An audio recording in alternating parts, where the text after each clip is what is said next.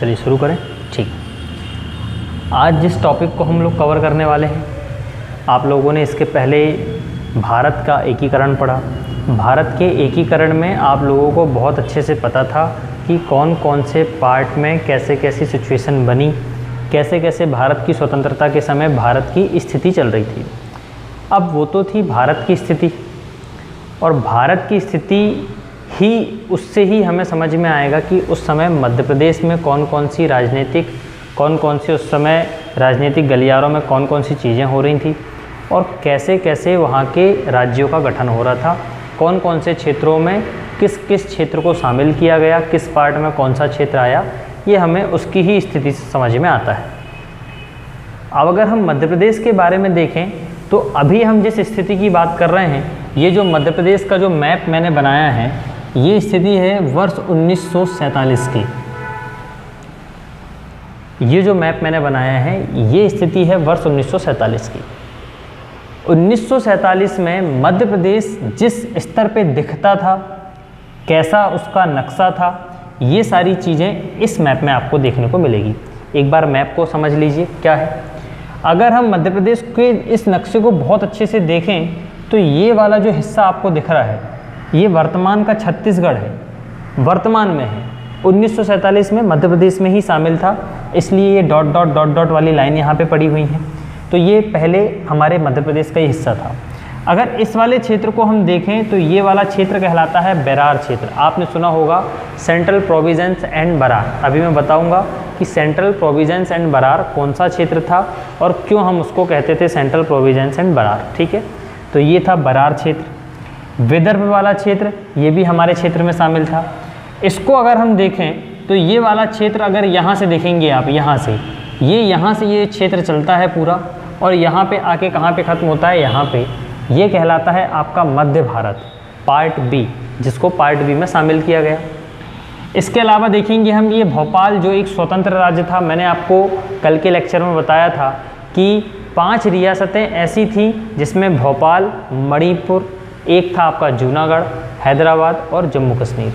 ये 5 ऐसी रियासतें थीं जिन्होंने भारत में एकीकरण जब चल रहा था तो इन्होंने विलय करने से अपने आप को स्वतंत्र रखा।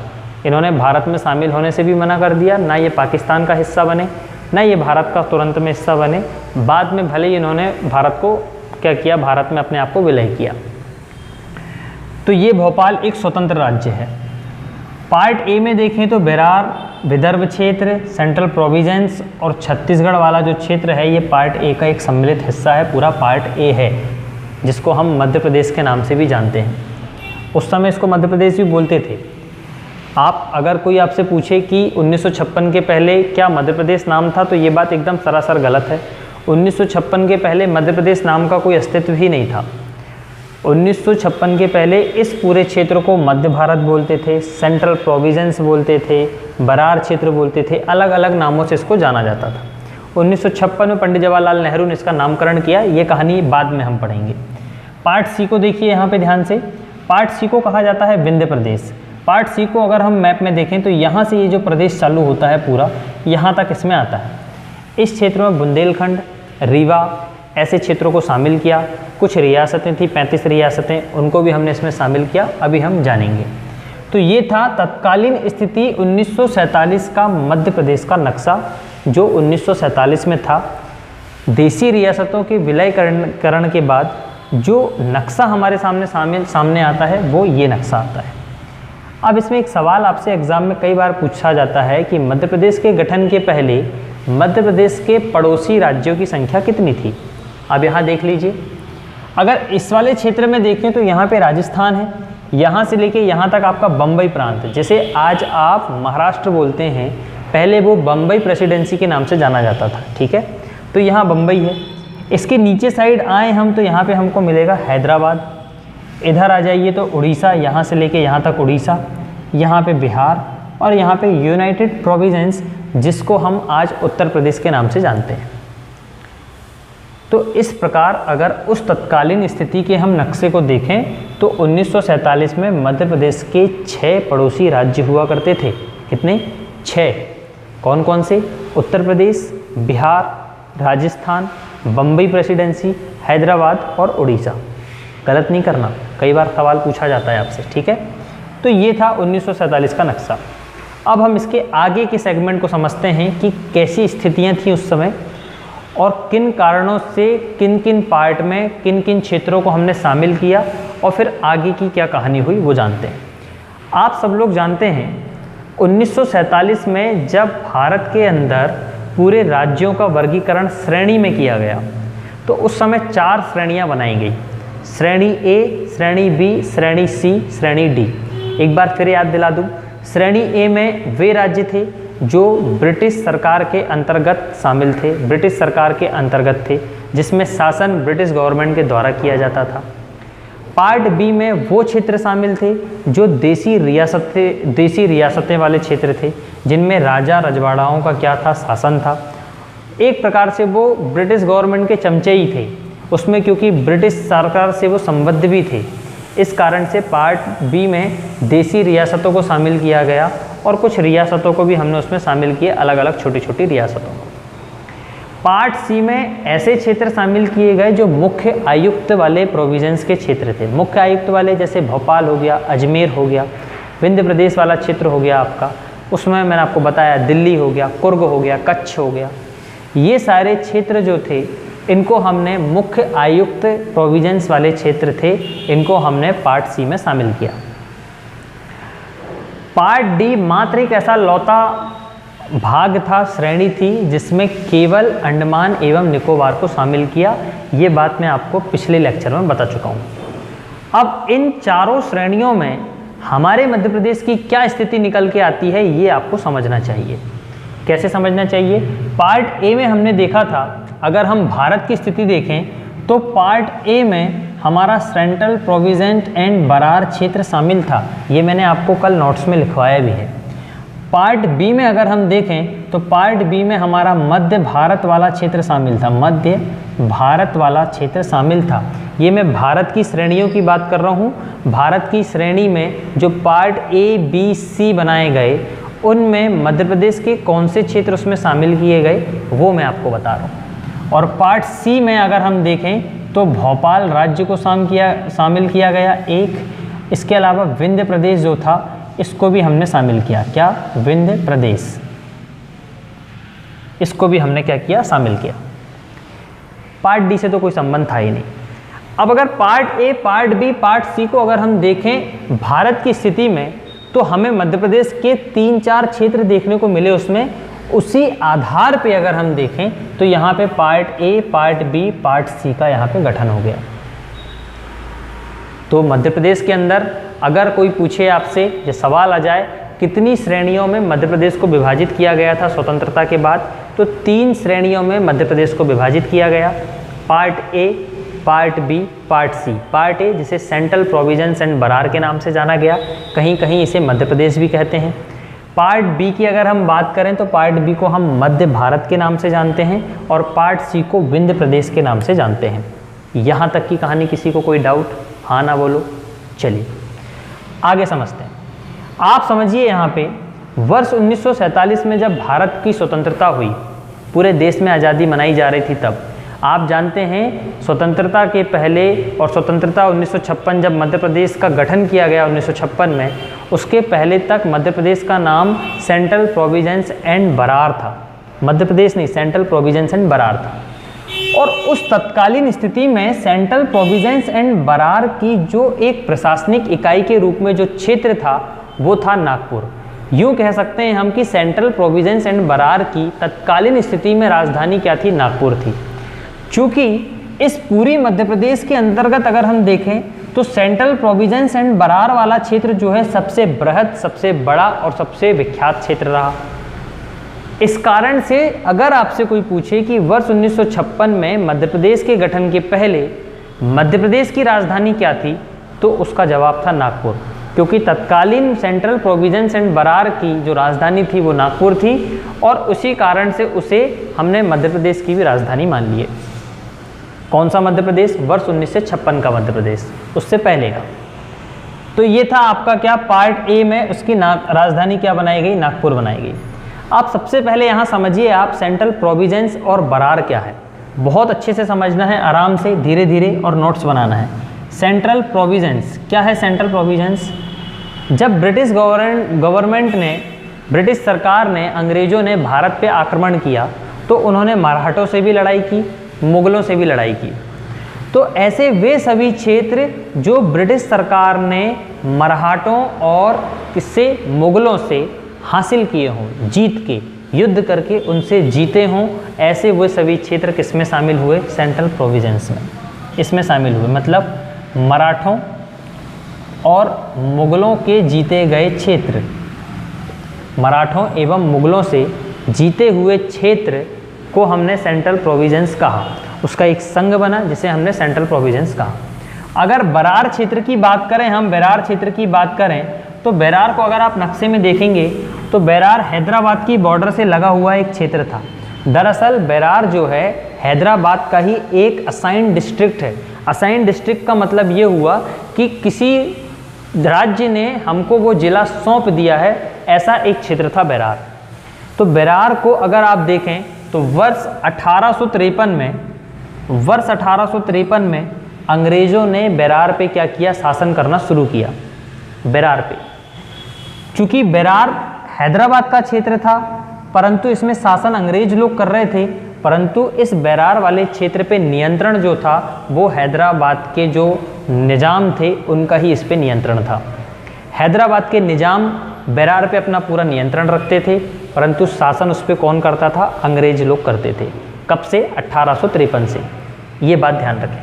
अगर हम बेरार और सेंट्रल प्रोविजंस की बात करें तो सेंट्रल प्रोविजंस को 2 नवंबर 1861 में, और बेरार की अगर बात करें तो बेरार को 26 अक्टूबर 1936 को इसका गठन किया गया। बेरार का 2 नवंबर 1861 को सेंट्रल प्रोविजंस। बेरार की बात करें 26 अक्टूबर 1936 को क्या किया गया? बेरार का गठन किया गया। और 1853 से तो अंग्रेज इसमें शासन कर ही रहे थे। अब अगर हम देखें part A, part B, part C, जब पूरी श्रेणियों में डिवाइड कर दिए गए तो कौन से हिस्सों को किस किस भाग में शामिल किया गया, इस चीज़ को आप समझिए और इस चीज़ के प्रॉपर आप नोट्स बनाइए। ठीक है, ये 26 नहीं, इसको किए 24 अक्टूबर 1936 को बेरार का गठन किया। 24 नहीं 26, 26 की जगह 24 है वो। ठीक है, अब हम देखेंगे पार्ट ए और पार्ट बी, पार्ट सी में कौन कौन से क्षेत्र शामिल हुए और कौन कौन सी राजनीतिक स्थितियां उस समय थी, कौन कौन से चैलेंज हमें फेस करना पड़ा, ये देखते हैं। नक्शे के माध्यम से हम एक एक चीज़ें समझने की कोशिश करेंगे, एक एक बातों को समझना, ध्यान देना। पार्ट ए की मैं बात कर रहा हूँ। पार्ट ए मैं बात कर रहा हूँ मध्य प्रदेश में कौन कौन से क्षेत्रों को शामिल किया गया पार्ट ए में। अगर हम मैप को बहुत ध्यानपूर्वक देखें तो पार्ट ए में Chhattisgarh, central provinces and Berar तो है ही, बरार क्षेत्र हो गया, विदर्भ हो गया। इसके साथ ही यहाँ पे आप देखेंगे यहाँ जबलपुर है। इस वाले क्षेत्र को हम कहते हैं महाकौशल क्षेत्र। क्या कहते हैं? महाकौशल। पार्ट ए में शामिल क्षेत्र Chhattisgarh, central provinces and Berar, Vidarbha और महाकौशल वाले क्षेत्रों को शामिल किया गया। पार्ट ए में कौन कौन शामिल हुए? छत्तीसगढ़ एक, सेंट्रल प्रोविजंस एंड बरार, आपका विदर्भ वाला क्षेत्र शामिल हुआ और महाकौशल वाला क्षेत्र जो था ये शामिल किया गया। इन चारों क्षेत्रों को मिला के पार्ट ए मध्य प्रदेश में बनाया गया। इसके अंतर्गत अगर हम देखें तो इसे प्रशासनिक दृष्टि से 5 संभाग में विभाजित किया गया। 5 संभाग में, जिसके अंतर्गत 22 जिलों को सम्मिलित किया गया। पार्ट ए 5 संभाग में विभक्त था, 22 जिले इसके अंतर्गत हमने क्या किए? सम्मिलित किए। अगर हम इसके पहले मुख्यमंत्री की बात करें, पहले राज्यपाल का नाम लिखो। इसके पहले राज्यपाल की अगर हम बात करें तो ई राघवेंद्र राव, ई राघवेंद्र राव इसके पहले राज्यपाल हुए।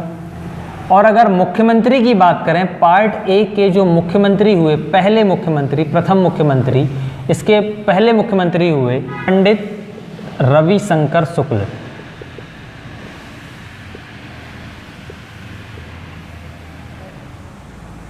यहाँ तक की बातें स्पष्ट है। अगर हम पार्ट ए की बात करें तो इसके पहले राज्यपाल ई राघवेंद्र राव हुए। प्रथम मुख्यमंत्री की बात करें तो पंडित रविशंकर शुक्ल इसके पहले मुख्यमंत्री हुए। पार्ट ए मतलब मध्य प्रदेश के, इसलिए कई बार आपसे पूछा जाता है कि मध्य प्रदेश के पहले मुख्यमंत्री का नाम क्या है, तब आप उसमें आंसर लगाते हो पंडित रविशंकर शुक्ल। राज्यपाल राघवेंद्र राव। 5 संभाग में हमने इसको विभाजित किया, 22 जिले इसके अंतर्गत सम्मिलित किए। Central province and Berar, Chhattisgarh, Vidarbha और महाकौशल वाला क्षेत्र इसके अंतर्गत हमने शामिल किया। एक इम्पॉर्टेंट बात और ध्यान दीजिएगा, यहाँ पे अगर आप वर्तमान मध्य प्रदेश का नक्शा देखेंगे तो यहाँ पे एक क्षेत्र पड़ता है हरदा। हरदा को पहले मकड़ाई कहा जाता था, मकड़ाई, और मकड़ाई अपने आप में एक बहुत बड़ी रियासत थी। तो एक सवाल आपसे ज़रूर पूछा जाता है कि वर्तमान मध्य प्रदेश में निम्न में से कौन सी रियासत 1956 के समय के सेंट्रल प्रोविंस की रियासत थी जो वर्तमान मध्य प्रदेश में शामिल है। तो ध्यान दीजिएगा, मात्र मकड़ाई एकमात्र ऐसी रियासत है जो सेंट्रल प्रोविंस एंड बरार की रियासत थी और तत्कालीन अभी वर्तमान की मध्य प्रदेश में शामिल है, जिसे आज हम हरदा के नाम से जानते हैं। तो इसे भी ध्यान दीजिए, मकड़ाई जो है आज वर्तमान का हरदा है और यह एकमात्र ऐसी रियासत है जो कि वर्तमान के मध्य प्रदेश में शामिल है, बाकी सब रियासतें यहाँ वहाँ सिमट गई। तो ये था पार्ट ए। इसके बाद देखेंगे हम पार्ट बी कि पार्ट बी में कौन कौन से क्षेत्रों को शामिल किया गया। पार्ट बी, अगर पार्ट बी की हम बात करें तो देखिए ये है पार्ट ए आपका, यहाँ से अगर आप पूरा देखेंगे तो ये है आपका पार्ट ए। पार्ट ए के पश्चिम वाले क्षेत्र में अगर आप यहाँ देखें तो ये है आपका पूर्व, ये हो गया पश्चिम, ये हो गया आपका उत्तर और ये हो गया आपका दक्षिण, साउथ। पार्ट ए के पश्चिम वाली जितनी भी रियासतें थीं उन सभी रियासतों को आपस में मिला के हमने पार्ट बी का गठन किया। तो मतलब लगभग 26 रियासतों को मिला के हमने पार्ट बी का गठन किया।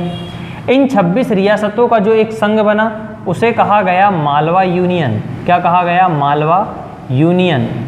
Very very most important question, अगर आपसे पूछ ले निम्न में से कौन सा श्रेणी मालवा यूनियन के नाम से जाना जाता है, तो पार्ट बी जो था वो मालवा यूनियन के नाम से जाना गया।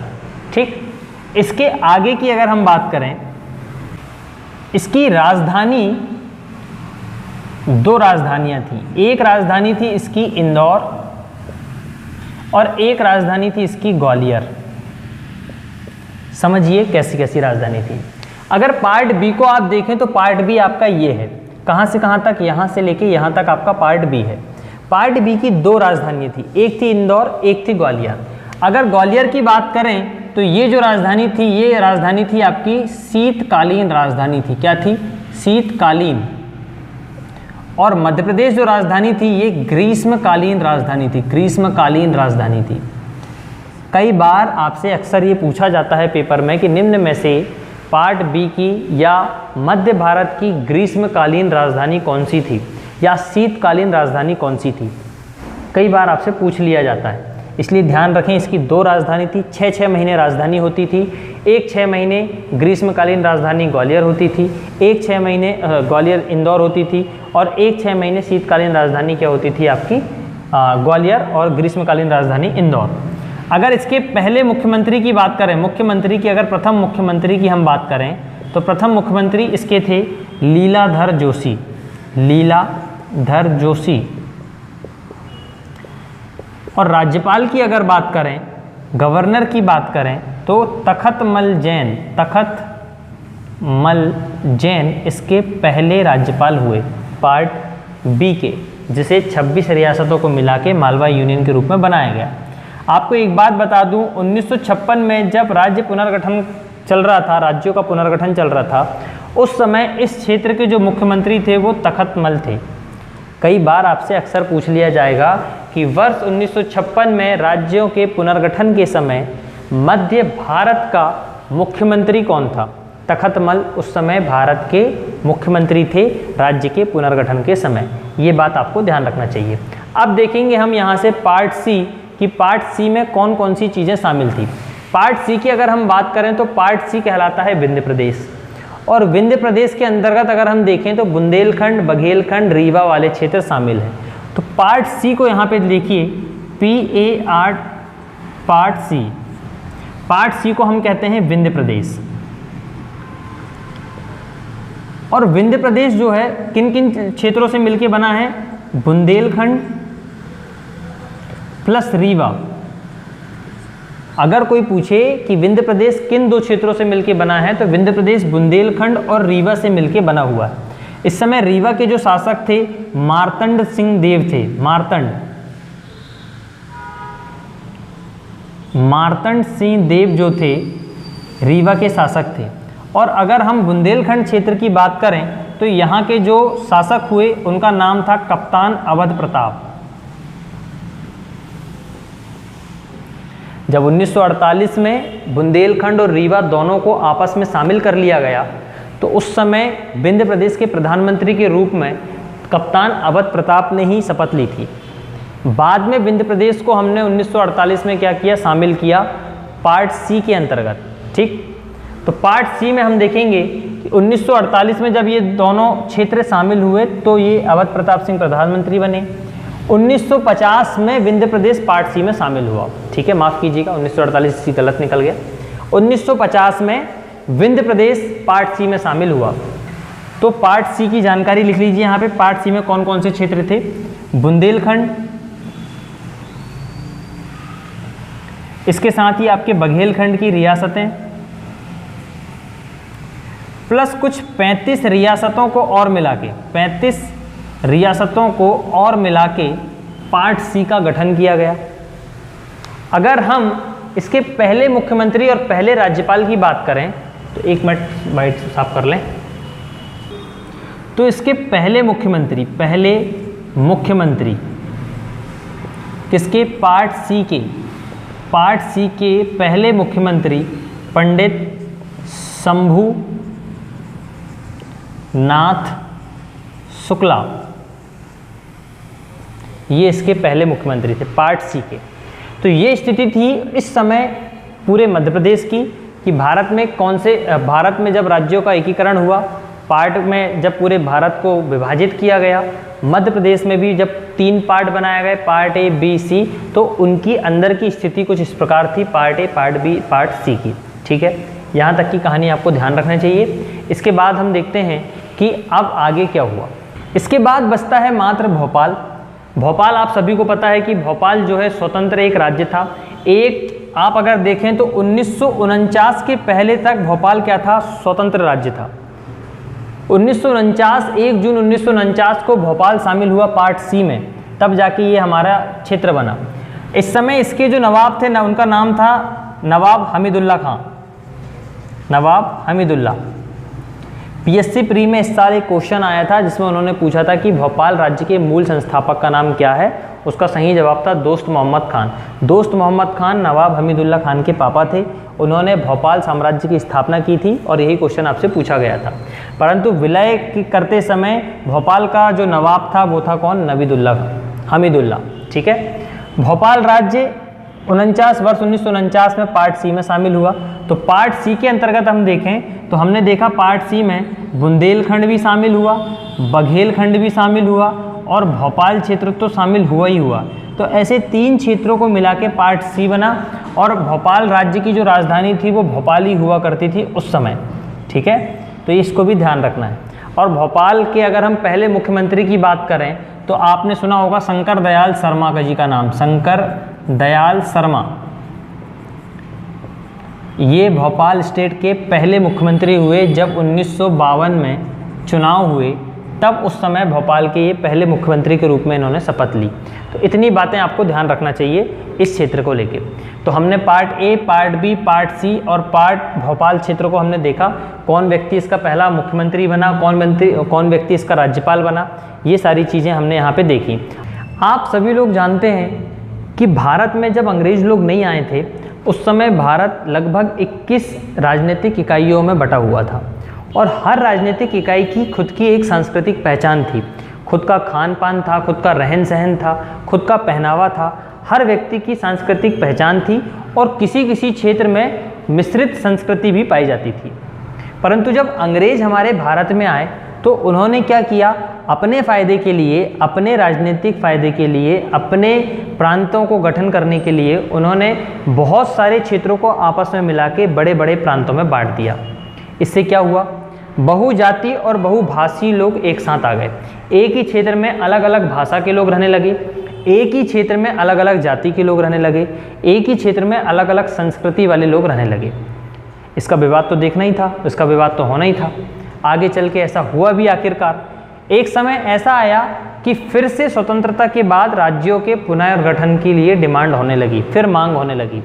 हमने पूरी रियासतों को आपस में एक किया, एक करने के बाद हमने पूरे देश को बनाया, पूरे पार्ट में विभाजित किया। परंतु जो अंग्रेज शासक थे उन्होंने ये काम कर दिया कि जितने भी जो बहुजातीय बहु संस्कृति वाले लोग थे, बहु समाज वाले लोग थे, सब आपस में आके एक प्रांत में आके सिमट गए। सब लोगों को दिक्कत होने लगी तो लोगों ने कहा कि नहीं, अब हमें फिर से राज्यों का पुनर्गठन करना पड़ेगा। और आप सभी ये जानते हैं कि जो राज्यों की जो श्रेणियाँ बनाई गई थी वो उस तत्कालीन प्रशासनिक स्थिति के आधार पर बनाई गई थी। बहुत सारे लोगों को तो ये स्थिति ही समझ में नहीं आई कि part A, part B, part C में कैसे कैसे शामिल करना है, ये हमें तो समझ में नहीं आ रहा है। अगर कोई व्यक्ति यहाँ पे रहता था, पार्ट बी वाले क्षेत्र में यहाँ पे रह रहा था, बॉर्डर में उसका घर था, तो ऐसा भी हुआ कि किसी का आंगन पार्ट ए में चला गया और घर का पीछे वाला कमरा आ गया आपका कहाँ पे, पार्ट बी में। ऐसा भी कई जगह हुआ कि भाई किसी का घर का मेन दरवाज़ा किसी दूसरे पार्ट में आ गया और घर का पीछे का कमरा किसी दूसरे पार्ट में आ गया, किसी के खेत किसी के उसमें आ गया, घर किसी के किसी उसमें आ गया, ऐसा हुआ। तो बहुत सारे लोगों को ये बात समझ में नहीं आ रही थी कि पार्टों का विभाजीकरण हुआ कैसे। तो फिर आखिरकार वही हुआ कि फिर से एक बार राज्यों के पुनर्गठन की डिमांड उठने लगी, फिर से मांग होने लगी। इसी समस्या से निपटने के लिए वर्ष 1947 में आप सभी जानते हैं संविधान सभा हमारी बैठ चुकी थी। संविधान सभा के उस समय जो अध्यक्ष थे डॉक्टर राजेंद्र प्रसाद रजक थे। डॉक्टर राजेंद्र प्रसाद ने इस तत्कालीन समस्या से निपटने के लिए एक आयोग का गठन किया जिसका नाम था एस.के. धर आयोग। एस.के. धर आयोग, श्याम कृष्ण धर आयोग इसका पूरा नाम था। इसमें 4 सदस्य और थे, 4 सदस्य और थे। इसके जो अध्यक्ष थे एस.के. धर साहब थे और ये इलाहाबाद उच्च न्यायालय के सेवानिवृत्त न्यायाधीश थे, इसलिए थोड़ा सा अहमियत रखता है। भाषाई आधार पे सबसे पहला गठन करने वाला जो आयोग है, भाषाई आधार पे गठित होने वाला पहला आयोग एस.के. धर आयोग है। इसको बिल्कुल भी मत भूलना, ये कई बार आपसे एग्जाम में पूछा जाता है। एस.के. धर आयोग को भाषा के आधार पे पहली बार गठित किया गया और इसको ये अधिकार दिए गए, इसको ये काम दिया गया कि आप जाओ और जाके पूरे देश की स्थिति को चेक करो और हमें ये आके बताओ कि क्या भाषा के आधार पे राज्यों का गठन करना उचित है या नहीं। एस.के. धर आयोग उसकी पूरी टीम के साथ 1 साल तक इन्होंने निरीक्षण किया और वर्ष 1948 में इन्होंने अपनी रिपोर्ट दी। वर्ष 1948 की रिपोर्ट में इन्होंने बताया कि भारत में ऐसी कहीं से कहीं तक कोई स्थिति नहीं समझ में आती जिससे हम भाषा के आधार पर राज्यों का गठन करें। मतलब एस.के. धर आयोग ने भाषा के आधार पर राज्यों के गठन की मांग को क्या कर दिया, नकार दिया, मना कर दिया। बल्कि इसके अलावा इसने प्रशासनिक आधार पर राज्यों का गठन करने का सुझाव दिया। प्रशासनिक आधार पर राज्यों का गठन करने का क्या दिया, इसने सुझाव दिया। अब जब एस.के. धर आयोग पूरे देश में इस चीज़ का पता करने के लिए निकले थे कि भाषा के आधार पर हमें राज्यों का गठन करना है, तो संपूर्ण देश में थोड़ी सी इस चीज़ की खुशी थी कि चलो अब हमारी बात सरकार सुनने वाली है। परंतु एस.के. धर आयोग ने जब रिपोर्ट दी और रिपोर्ट में उन्होंने मना कर दिया कि भाषा के आधार पर हम राज्यों का गठन नहीं कर सकते, इस कारण से पूरे देश में फिर एक बार असंतोष फैल गया। जब पूरे देश में असंतोष फैल गया, सब जगह फिर अराजकता फैल गई, तो फिर दिक्कत खड़ी हो गई। फिर लोग आखिरकार भाषा के आधार पर राज्यों की मांग कर ही रहे थे आखिरकार, क्योंकि उनकी डिमांड ही थी कि राज्यों का गठन भाषा के आधार पर किया जाए। तो उस तत्कालीन स्थिति से निपटने के लिए फिर क्या हुआ, कांग्रेस ने क्या बनाई, एक समिति बनाई। कांग्रेस ने एक समिति बनाई जिसका नाम था जे.वी.पी. समिति। इसके 3 सदस्य मात्र थे, याद रखना इस समिति का कोई भी अध्यक्ष नहीं था, किसी के अंदर में ये संचालित नहीं होती थी। ये एक स्वतंत्र समिति थी जिसमें केवल 3 सदस्य थे, जवाहरलाल नेहरू, वल्लभ भाई पटेल और पट्टाभी सीतारमैया। 3 सदस्यों से मिलकर एक समिति बनाई गई जिसका काम ये था कि ये समिति एसके धर आयोग की रिपोर्ट को चेक करे और एक बार फिर से पूरे देश की स्थिति को जांचे कि क्या भाषा के आधार पर राज्यों का गठन किया जा सकता है, नहीं किया जा सकता। जब जेबीपी समिति की रिपोर्ट आई तो जेबीपी समिति ने अपनी रिपोर्ट प्रस्तुत की वर्ष 1949 में। 48 में गठन ही हुआ था इसका उसी साल, और 49 में इसने अपनी रिपोर्ट दे दी। और इस रिपोर्ट में इसने ये बात माना कि रियल में बात सही है कि भाषा के आधार पे हम राज्यों का गठन नहीं कर सकते, क्योंकि भाषाएं इतनी सारी हैं, हर व्यक्ति की भाषा अलग है, संस्कृति अलग है। अगर हर व्यक्ति के हिसाब से अगर हम राज्यों का गठन करने लगे तो ऐसे तो भारत में बहुत सारे छोटे छोटे राज्य हो जाएंगे, जो कि संभव नहीं है। इस कारण से जेबीपी समिति ने भी भाषा के आधार पर राज्यों के गठन की सिफारिश को क्या कर दिया, निरस्त कर दिया, मना कर दिया। जब जेबीपी समिति की रिपोर्ट आई और सारे देश को पता चल गया कि 2-2 समितियां बिठा ली गई थी इस चीज़ के लिए कि भाषा के आधार पर राज्यों का गठन किया जाना सही है या गलत है, और दोनों समितियों ने इस रिपोर्ट में क्या कह दिया कि भाषा के आधार पर राज्यों का गठन नहीं किया जा सकता। इस कारण से पूरे देश में और भयानक की स्थिति उत्पन्न हो गई। सारे देश में, खास तौर में तो दक्षिण भारत के क्षेत्र में इतनी स्थिति बेकार हो गई कि वहाँ पे लोग अनशन में बैठ गए, और उसमें एक कांग्रेसी व्यक्ति फेमस हो गया जिसका नाम था श्री पोट्टी रामालू। उस रामालू की डिमांड ये थी, पोट्टी रामालू की डिमांड ये थी कि ये जो आपका पूरा मद्रास और आंध्र प्रदेश वाला क्षेत्र है, इसमें एक साइड अगर आप देखोगे तो तमिल भाषा के क्षेत्र वाले लोग हैं, तमिल लोग हैं, और एक में तेलुगु लोग हैं। तो इनकी डिमांड ये थी पोट्टी रामालू की कि तमिल को तेलुगु से अलग किया जाए, और इसी आधार पे ये एक अनशन पे बैठ गए 1952 में। 1952 में ये व्यक्ति 58 दिन तक अनशन पे बैठा रहा, और 58वें दिन इसकी मृत्यु हो गई। जब इनकी मृत्यु हुई तो मैं बता दूं आपको, उस समय देश की स्थिति देखने लायक थी। जहाँ तहाँ मार काट चल रही है, लोगों को लगने लगा कि पंडित जवाहरलाल नेहरू से जैसी उम्मीद की थी हमने, ये तो उससे भी गए बीते निकले, ये तो लॉर्ड डलहौजी से भी बेकार निकले। लॉर्ड डलहौजी ने तो गोली मार के लोगों को मार दिया था, इसने तो भूखा मार दिया, पर हमारी बात नहीं सुना इस व्यक्ति ने। पूरे देश में जहाँ तहाँ अनशन होने लगा। अब पंडित जवाहरलाल नेहरू को सत्ता तो प्यारी थी ही, और वो अपनी छवि को लेके बड़े कॉन्शियस व्यक्ति थे। उन्हें ये लगा कि अगर देश में हर जगह इस आधार पे अनशन होने लगे और मैं अगर लोगों की बात ना सुनूं तो ऐसा ना हो कि देश में सब भूख से ही मर जाएं, भूखे ही मर जाएं। इस कारण से पंडित जवाहरलाल नेहरू ने उस स्थिति से निपटने के लिए वर्ष 1952 में ही एक घोषणा की कि हम भाषा के आधार पे राज्यों का गठन करेंगे। और इसी आधार पे वर्ष 1953 में 1 अक्टूबर 1953 को भाषा के आधार पे गठित होने वाला पहला राज्य बना आंध्र प्रदेश। अक्सर आपसे सवाल पूछा जाता है दो। एक सवाल पूछा जाएगा कि भाषा के आधार पे गठित होने वाला पहला राज्य कौन सा है। 4 ऑप्शन देंगे, आंध्र प्रदेश एकदम सही आंसर। एक सवाल आपसे पूछेगा कि भाषा के आधार पे गठित होने वाली पहला आयोग कौन सा है, एसके धर आयोग। ठीक है, ये हुआ। जब संपूर्ण देश को इस बारे में पता चल गया कि पंडित जवाहरलाल नेहरू ने आंध्र प्रदेश का गठन भाषा के आधार पर कर दिया है, तो संपूर्ण देश में एक उम्मीद जागृत हो गई, और उस उम्मीद के कारण लोगों ने हर जगह से एक मांग करना चालू कर दिया कि नहीं, अब हमारा भी आप क्या करो, गठन करो भाषा के आधार पे। हर तरफ से एक मांग उठ के आने लगी कि भाषा के आधार पर राज्यों का गठन, पूरे देश से मांग आने लगी। पंडित जवाहरलाल नेहरू के सामने बड़ी विकट स्थिति उत्पन्न हो गई, और पंडित जवाहरलाल नेहरू उस समय समझ नहीं पाए। तो एक बात ध्यान रखना, जब कभी भी हमारे साथ में असंतोष होता है ना, जब हम कभी भी नर्वस होते हैं, तो हम किसी एक ऐसे व्यक्ति के पास जाते हैं जो सबसे बुद्धिमान व्यक्ति हो, जिसकी बात सुनने में ही हमें लगे कि एकदम सही एडवाइस इसने हमें दिया है। तो ऐसे ही पंडित जवाहरलाल नेहरू ने उस समय तत्कालीन परिस्थिति में कहाँ चले गए, वो सुप्रीम कोर्ट चले गए, और उस समय सुप्रीम कोर्ट के जो जज थे उनका नाम था फजल अली। फजल अली साहब के पास जाके पंडित जवाहरलाल नेहरू ने कहा कि सर आप प्लीज़ मेरी हेल्प करें, मुझे बताएं कि मैं क्या करूं ऐसी स्थिति में। तो फजल अली साहब ने एक आयोग का गठन किया जिसमें फजल अली अध्यक्ष थे, साथ ही साथ इनके 2 सदस्य और थे। एक का नाम था हृदयनाथ कुंजरू और एक का नाम था M.K. पाणिक्कर। M.K. पाणिक्कर 2 सदस्य और थे। वर्ष 1953 में फजल अली आयोग का गठन किया गया। इसका नाम पड़ा राज्य पुनर्गठन आयोग। राज्य पुनर्गठन आयोग।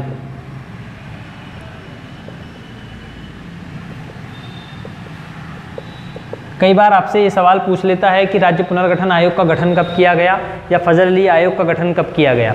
तो राज्य पुनर्गठन आयोग का गठन किया गया वर्ष 1953 में, जिसमें फजल अली अध्यक्ष थे और 2 सदस्य और थे, हृदयनाथ कुंजरू और M.K. पाणिक्कर। इस आयोग ने वर्ष 1955 में अपनी रिपोर्ट सौंपा और उस रिपोर्ट में इन्होंने बताया, कुछ बातें बताई, कुछ सिफारिशें की। और वो सिफारिशें थीं, पहली सिफारिश इन्होंने की फजल अली आयोग ने कि पूरे भारत में भाषा और संस्कृति के आधार पर राज्यों का गठन करना सही है, गलत नहीं है, सही है। मतलब फजल अली आयोग ने ये बात माना कि भाषा के आधार पर हम राज्यों का गठन कर सकते हैं। दूसरी सिफारिश इन्होंने की कि पूरे देश में जो श्रेणीबद्ध आपने बना के रखा हुआ है, श्रेणी ABCD, उस श्रेणी को ख़त्म किया जाए और लगभग 14 राज्य बनाए जाएं, 16 राज्य और 3 केंद्र शासित प्रदेश बनाए जाएं। फजल अली आयोग ने 2 सिफारिशें मुख्य की। एक सिफारिश की कि भाषा के आधार पर राज्यों का गठन करना उचित है।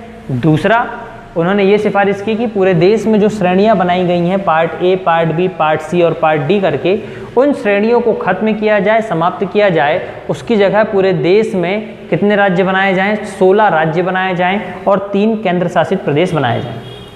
फजल अली साहब की जो रिपोर्ट आई उसको संसद ने स्वीकार किया और उसमें कुछ परिवर्तन करके उस रिपोर्ट को संसद में प्रस्तुत कर दिया और उसे पास कर दिया, जिसे पास करने के लिए उन्हें संविधान में संशोधन करना पड़ा, जिसे 7वां संविधान संशोधन अधिनियम कहा जाता है। 7वां संविधान संशोधन अधिनियम 1956। वर्ष 1956 में संसद ने 7वां संविधान संशोधन किया और उसमें उन्होंने एक क्या पास कर दिया? बिल पास कर दिया, एक अधिनियम पास कर दिया जिसे कहा जाता है राज्य पुनर्गठन अधिनियम।